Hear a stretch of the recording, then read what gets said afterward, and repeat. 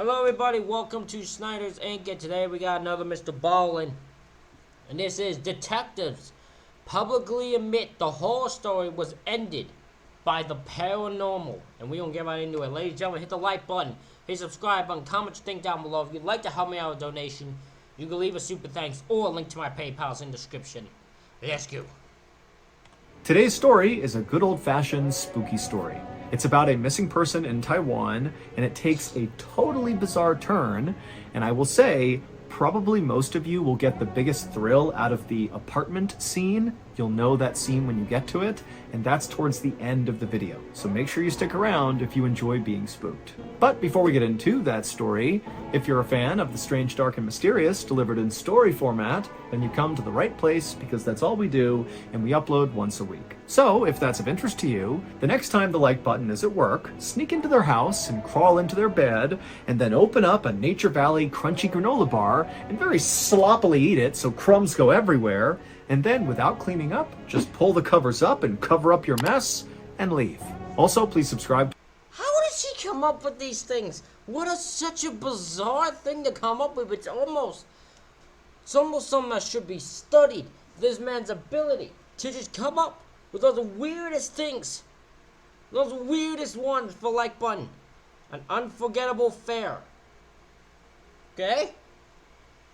Morning of February 4th, 1991, a taxi cab driver named Wang was chatting with the taxi dispatcher at headquarters when suddenly, for no clear reason, the dispatcher stopped talking to Wang and just began staring intently at something behind Wang.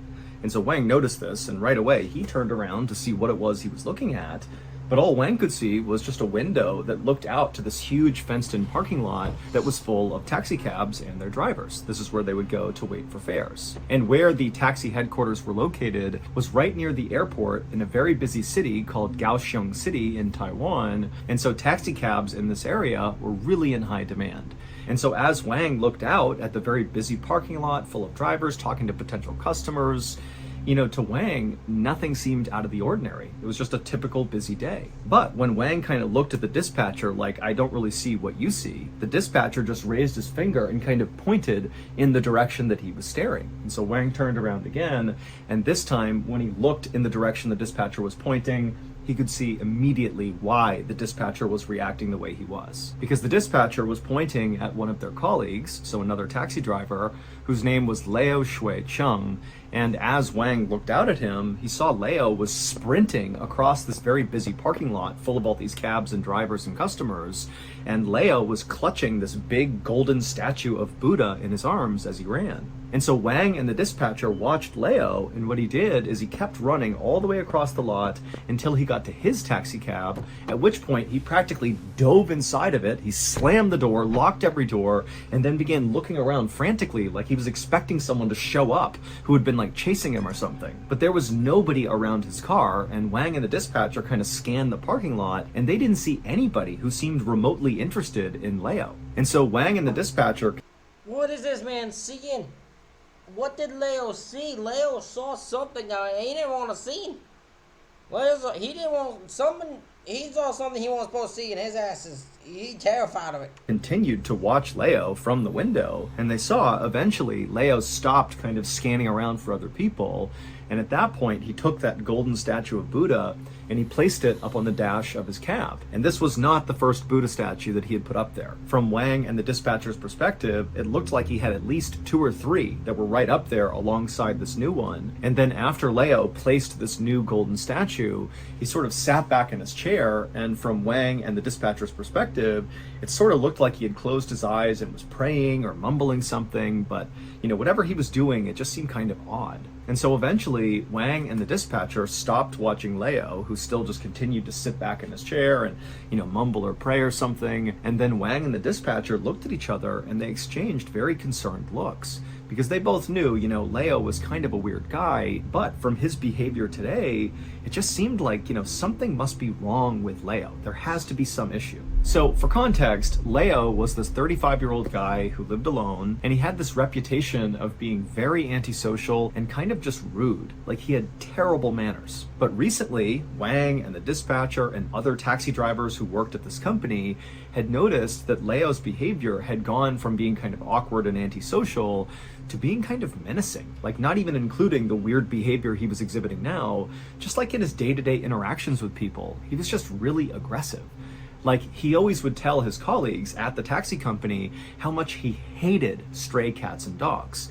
And, a lot of people found these stray cats and dogs in their neighborhood in the city to be a bit of a nuisance. They'd rummage through trash and make noise or whatever, but nobody really paid them much attention. They were just stray animals trying to survive. Like, it wasn't a big deal. But for Leo, he obsessed over hating the stray cats and dogs and how much he wanted them to get out of his neighborhood. And somewhat recently, he had come to work and told his colleagues that he had gone out and gotten a crossbow, and at night he'd begun shooting at the stray cats and dogs, which totally horrified his colleagues. And now Leo had this So Leo's crazy. This is always how it starts, right? We've seen this with murders before. When it comes to murderers, we have seen it before. A murderer usually starts by killing animals. We've seen it multiple times. Deranged individuals, it's how they start. And everyone ignores the signs. I think this guy's gonna go crazy. This weird thing going on with his Buddha statues that he was putting inside of his cab.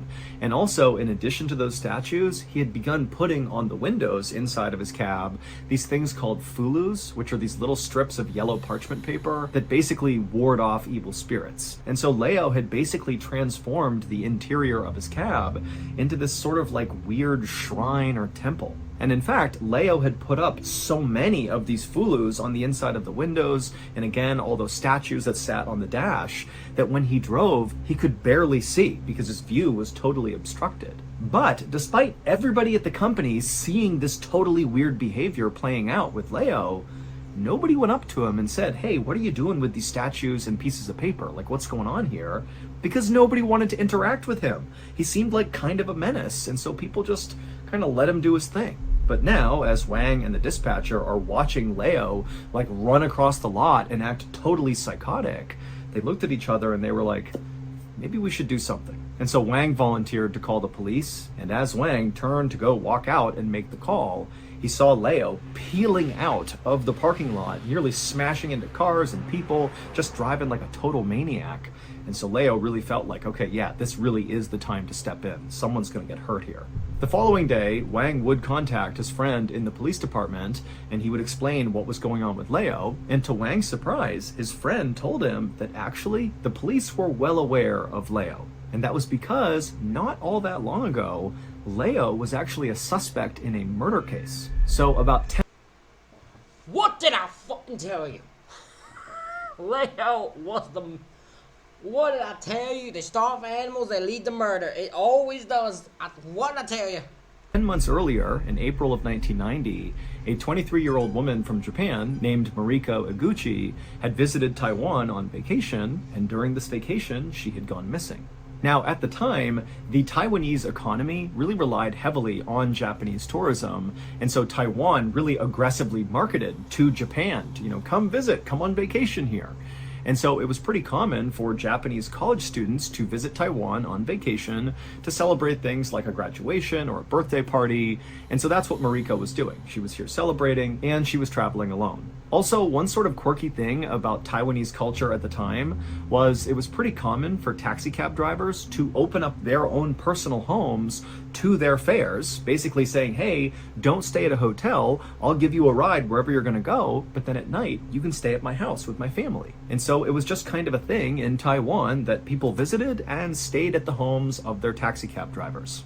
So when Mariko... Never in any scenario, in any situation, under any circumstance, would I stay at a home of a taxi driver who was taking me somewhere. Not gonna do it, nope. I don't know who you are, I don't know what your intentions are, nope. Nope. Came to Taiwan on this vacation, this is what she did. She stayed in the home of the taxi cab driver, and it was during this period of time that she went missing. And so naturally, when the investigation began into her disappearance, the first place police went were the taxicab drivers. And so first, the police focused on a driver in the capital of Taiwan who said he had given Mariko a few rides, he had brought her sightseeing, and then he had let her stay in his home. But he said, after that, she left and he didn't see her again. He had no idea what happened to her. And the police would actually discover that after Mariko left that particular driver's house, she would send a postcard to her family that was dated after she had left. And so basically this ruled out the first driver as a suspect. And so for a little while, this case went cold because the police couldn't find any other taxicab drivers that had given Mariko a ride. But then, a few months later, the police offered a reward for information about what happened to Mariko, and it was then that police got a tip that Mariko had been seen speaking to Leo at the train station before she disappeared. But when police spoke to Leo, he immediately said, yes, I did give Mariko a ride, but that was it. She didn't stay at my house. It was just this one ride from the train station into town, and after she got out, I have no idea what happened to her. And so police would ask Leo dozens more questions, and they would try to get more information from him. Well, you can't just take his word that, I didn't do anything to her. I'm like, well, he said it. There's no way, it doesn't end us that easily. But he just didn't have any. And then at the same time, there was this flood of all these new tips that began coming into the police station about this case. But it would turn out a lot of these leads, like all of them, were just terrible tips. People were calling in totally random stuff just because now there was this monetary reward for information, and it was kind of incentivizing people to just call in anything, and it was actually making the investigation. That's the problem when you ask for monetary reward. I think that's why most times it changes to there's a monetary reward that if something leads to something, right? That's why you don't get the money unless it leads to a thing. That's why most people it usually get spams or calls, but most of the calls actually either they do end up dead ends, but they're not even they try to actually help. Much harder because now the police had all these bad tips, and so they really weren't getting anywhere. But despite the slow progress the police were making in this case had really been elevated and become like a huge international news story, and lots of people all over the world were following it.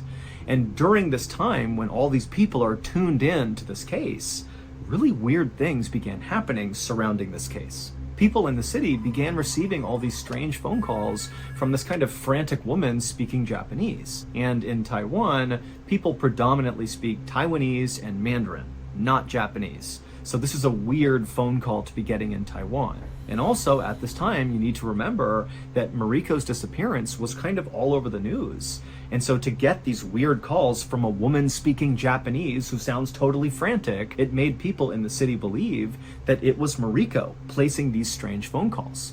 But these calls, they didn't make any sense. It was just a woman kind of yelling in Japanese, and then she would just abruptly hang up. And also there were all these reports of people claiming to have seen Mariko or heard Mariko just in the city walking around. What I feel Mariko is the thing that he's running from, Lou. Because I think Lou he's seeing her.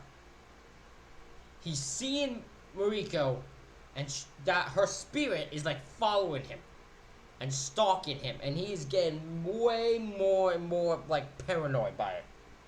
None of it was substantiated, but there was just kind of this eerie quality to the case. And so when Wang called his friend at the police department to report Leo for his totally weird behavior... I called him Lou. His name was Leo. My bad.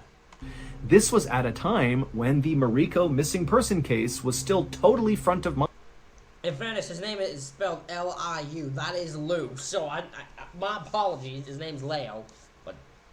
Looks like Lou. In Taiwan and around the world, and also the police were still actively investigating this case, and frankly, Leo had not been ruled out as a suspect in this case. He was not considered a primary suspect by any means, but he wasn't ruled out yet, and so the police are hearing that Leo's acting really funny, and it made them think, hey, maybe we should reinvestigate this guy and see if he really is connected to the Mariko missing person case. And so ultimately, after Wang hung up, his friend in the police department got in touch with the lead detective on the Mariko case and told him about what was going on with Leo. And this lead detective, whose name was Lin Xiaoji, decided he would just put Leo under surveillance to see what he was doing.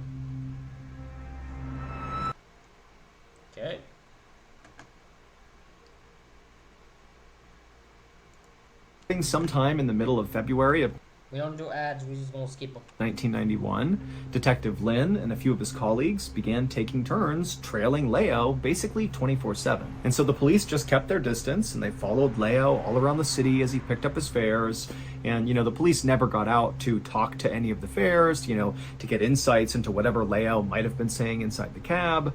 They just kind of watched from a distance and just wanted to see if there was any obvious red flags. Detective Lynn figured, if Leo was somehow involved in whatever happened to Mariko, let's say she was killed, and let's say Leo was responsible for killing her, maybe if they followed Leo long enough, he might drive to an area that was kind of connected to her murder, maybe her gravesite or the place where he killed her or something. Going to kind of strange random locations without a fare would likely be an indication to police that that was a place of interest. But as the police tailed Leo, that's not what he did. Leo basically never ever left his cab. Leo basically just picked up a passenger, drove them where they needed to go, and then repeated over and over and over again all day long. And then at the end of the night, instead of going home to his apartment that police knew he had, he would just sleep inside of his cab, just like in parking lots and stuff. And the only times he would go into his apartment appeared to be just so he could go to the bathroom or maybe shower or something, because they would see him through the window. But whenever Leo went into his apartment, he went through the same totally weird ritual every time. He would be in his cab, parked out front of his apartment, and the police are, parked far enough away that they can watch this. And So it never crossed any of the people's mind to go check his apartment? Because if he's barely entering it, there's probably a reason for it. Leo, at some point, would begin kind of frantically looking all around him, as if he was looking for somebody who was trying to hurt him or who was spying on him or something. And then after kind of making sure the coast was clear, Leo would open up his door and sprint, like absolutely as fast as he could, into his apartment building, and he'd only be in there for like a couple of minutes before he'd come bombing back out and practically dive into his cab, and he would shut all the doors, lock all the doors, and then, he'd clutch his golden statues, and he'd rub his fulus that were taped all over the inside of his cab, and he'd continue frantically looking around. Lou is paranoid. I think I'm right. I think he sees the spirit of the girl. I keep forgetting names, I'm sorry. Of the girl. And that girl's spirit is stalking him and torturing him until he almost confesses or gets caught. To make sure nobody was there to hurt him or something.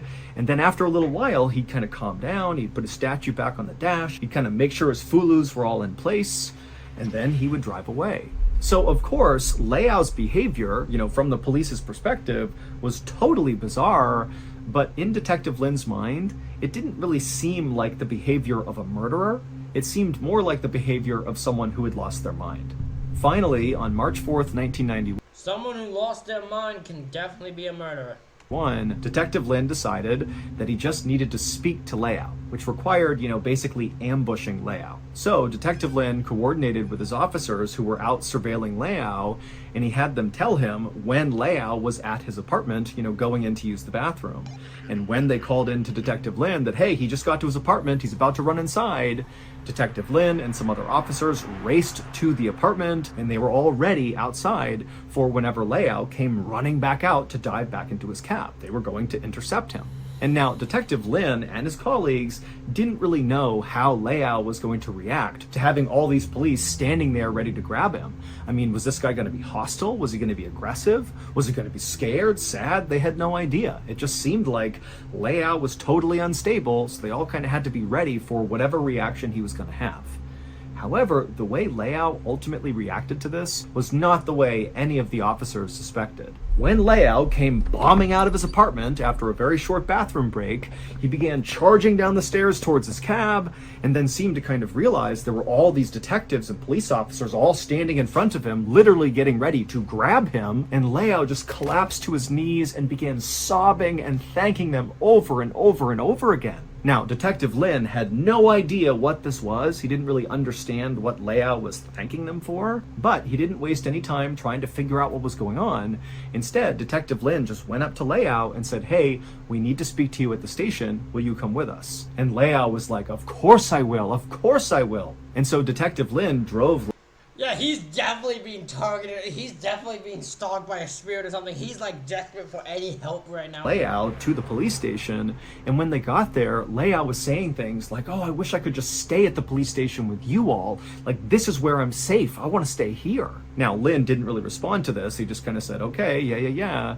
And then they went inside together to head towards the interview room, and as they're walking there, Leao is saying over and over again to Detective Lin and any of the officers he passes by, "Thank you so much, you're my savior, thank you." Now, the police had no idea why Leao was treating them like his saviors, because to them, they're like, "Dude, we just ambushed you and brought you to the police station to question you about potentially being involved in a murder, so I don't know how we saved you." But it would turn out Leao had a really compelling reason to believe they really had just saved him, because it would turn out Leao had this absolutely terrifying thing happening inside of his apartment. Just several minutes earlier, when Leao had run into his apartment, so right before he charged back outside and police grabbed him and took him to the station, when he was still inside of his apartment, he stepped inside and the apartment was totally dark. All the lights are off, all the shades are drawn, and immediately Leao felt his heart starting to race. And he looked around his apartment and it was totally silent, but then he heard it. He could hear on the far side of his apartment, in a room that he couldn't quite see into, the sound of breathing. But Leao lives alone. There shouldn't be anybody here. He has no pets, there's nobody here, but he hears breathing in another room. But Leao knew there was nothing he could do. The only thing he could do was just try to get in there, go to the bathroom, and get out as quickly as possible. And so very slowly, Leao began kind of tiptoeing across the living room floor, kind of making sure to stay out of eyesight of the doorway that led into the room where the breathing was coming from. And as soon as he kind of got past an area where he could be seen from the doorway, he ran the rest of the way down the hallway. He cut into the bathroom and shut the door and locked it. And then, as quickly as he could, he did his business. He used a washcloth to clean himself because he didn't have time to take a shower because of what was going on inside of his apartment. And then once he was all done, he took a deep breath and then he opened up the door. And this time, the apartment was absolutely silent. There was no more breathing. And so Leao, thinking he had this opportunity to get out of here without being caught by this thing inside of his apartment, he turned and just started running towards the door. And as soon as he did, he began to hear a voice, a hoarse female voice, screaming at him from the other side of his apartment, screeching, "Why? And as Leao is just about to get to the door, he turns and he sees Mariko. I called that shit so goddamn badly. I called it. Mariko is stalking his crazy ass until he confesses. Because he took her life and she's going to mind him every day until he suffers in prison. Missing woman, running with her hair all knotted and matted hanging over her face, sprinting towards him from that back room. And Leao, he only managed to barely get out of his apartment and shut it and lock it before she ran into the door. And then it went silent again. This is why Leao was acting totally crazy, because he was terrified of what he believed was like this demonic entity inside of his apartment. He didn't think that was a real person. He thought it was like the spirit of Mariko or something, and she was haunting him. And so he had no idea what to do. He didn't know who to tell, and he just began living out of his cab instead of dealing with whatever was going on in his apartment. And so when Leao charged outside after this latest encounter with Mariko, he sees that is insane. This guy's dealing with some insane ass shit. I love it. the police, and Leao is just overwhelmed with relief. Hopefully, he's thinking they can get rid of her and his life can go back to normal. But as overjoyed as Leao appeared to be, and now having the police on his side, finally being able to deal with whatever was going on, when push came to shove, Leao actually did not feel comfortable immediately giving up details of whatever was going on with Mariko inside of his apartment. But as Leao was brought by Detective Lin to the police station to tell them what was going on with how Mariko was in his apartment and she was haunting him, it seemed like it was the ghost of her or something. As Leao was having that conversation, other police officers were sent to Leao's apartment to go see if maybe Mariko really was in his apartment. Maybe that's where she had been this whole time. Maybe she broke into this guy's apartment and was just squatting there and harassing him, and that was the mystery. That's where she's been. But when police went into Leao's apartment, there was no sign whatsoever that anybody else besides Leao was living in that apartment. There was no sign of a break-in. I mean, there was nothing. It was just Leao's apartment. And so this made police really suspicious of Leao. This is insanity. What is going on? Because his story was so outrageous, and also he's talking about a person who's actively missing, Mariko, and so the police really pressured Leao to, come forward, give us more information. Why did you say this is Mariko in your apartment? Because there's nobody in your apartment, tell us what's going on here. And so finally, after 4 days of intense questioning of Leao did finally admit to police that there was more to this story. It would turn out Leao really did pick Mariko up at the train station when she arrived in Taiwan for her vacation. So he did give her a ride, just like he said he had. But Leao had lied about what happened after that. It would turn out, after giving her this ride, Leao stayed with Mariko and they went sightseeing together, and then Leao invited Mariko to stay with him at his apartment, which again was customary in Taiwan.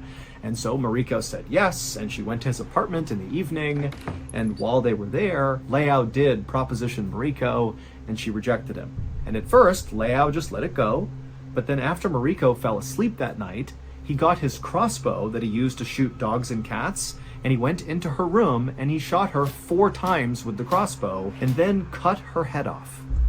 Like I said, when they start with pets, they move on to people. If you see someone just killing pets randomly out of the blue, that's not like a hunter. They're just killing dogs, killing cats, stuff like that. Go let people know, because this person's could end up a murderer. I've seen enough stories to have evidence to back it up.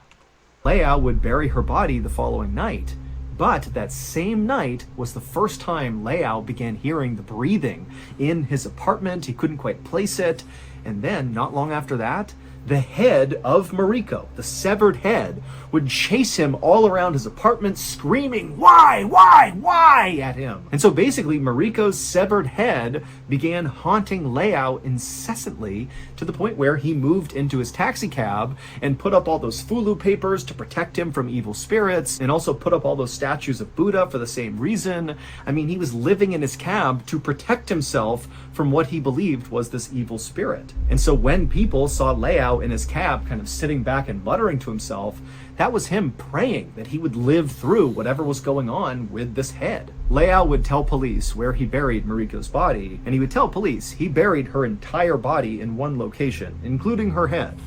But when police dug her up, it was only her lower half. Her head was missing. Leao was convicted of murder, and to this day, he is still in prison. Many people in Taiwan believe that, this case was ultimately solved because of Mariko's spirit, that she played a big role. Her head haunting Leao is what drove him crazy to the point where he admitted to police what he did.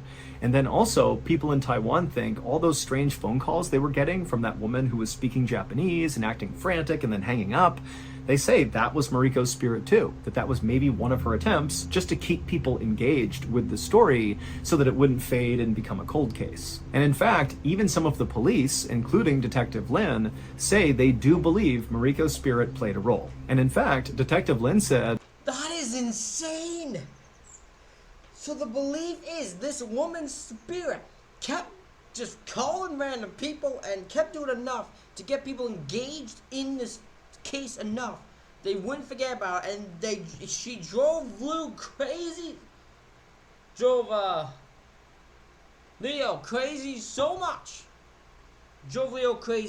damn much that the man just fucking gave it. He's like, okay, I killed her. I needed to get her away from me. I killed her, okay? At one point, when he was inside of Leao's apartment, he was by himself and he felt someone push him on the back. And when he turned around, there was nobody there. And so he was convinced that Mariko's spirit was inhabiting that apartment. Our newest podcast. Ladies and gentlemen, that is it for this reaction video. Let me know what you think in the comments. Hit the like button, hit the subscribe button. Thank you all for watching. I'll see you all for the next one.